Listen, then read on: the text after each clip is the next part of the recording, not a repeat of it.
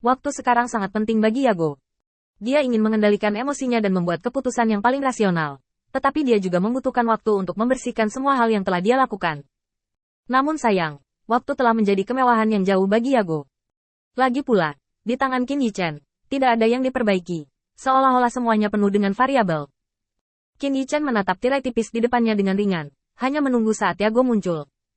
Sayangnya, orang pertama yang melakukan kontak dengan Liu Ru di tirai tipis bukanlah Yago, tetapi pengurus rumah tangga Ya. Melihat adegan ini, Yago membuat rencana. Tuan Guang, karena ada pengkhianat di keluarga Ya saya, maka saya akan pergi dan secara pribadi menangkap pengurus rumah tangga dan menyerahkannya kepada Anda. Insiden ini juga merupakan skandal di kota terapung Lin kami. Lebih baik berhenti di sini. Jika tidak akan ada cara untuk mengakhirinya saat itu.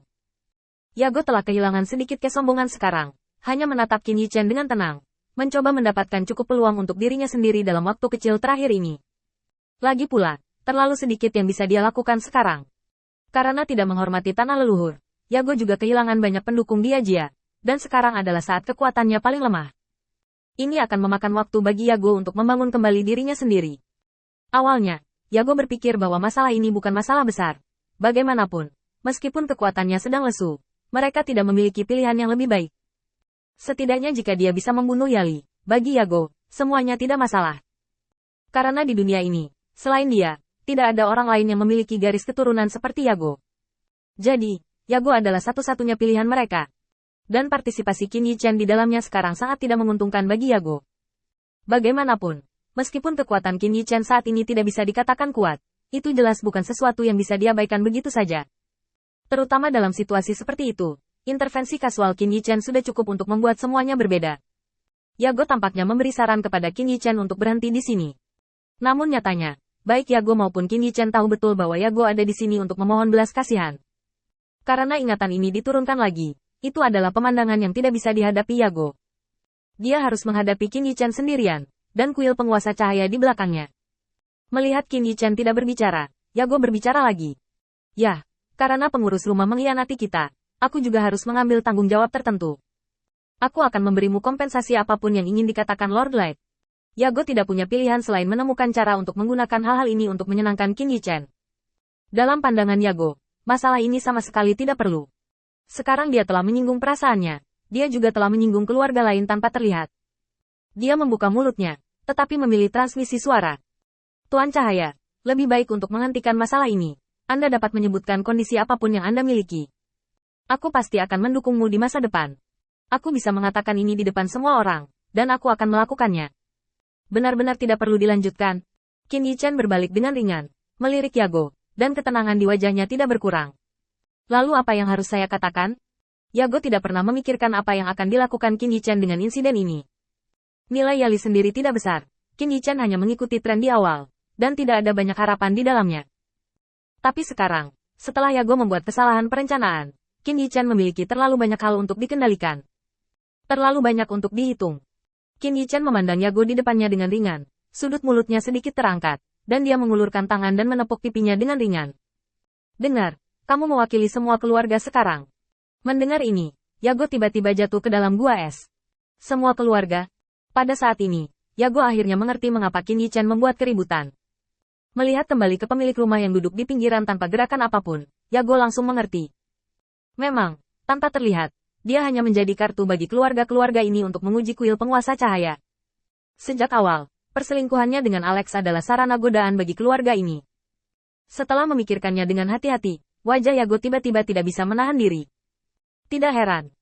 Tidak heran begitu semua pikirannya pada saat itu muncul. Sebuah keluarga akan keluar dan menghubunginya secara diam-diam. Semua keputusan yang ingin dia bagikan dieksekusi dengan sangat lancar sehingga dia tidak perlu menyalin hatinya sama sekali.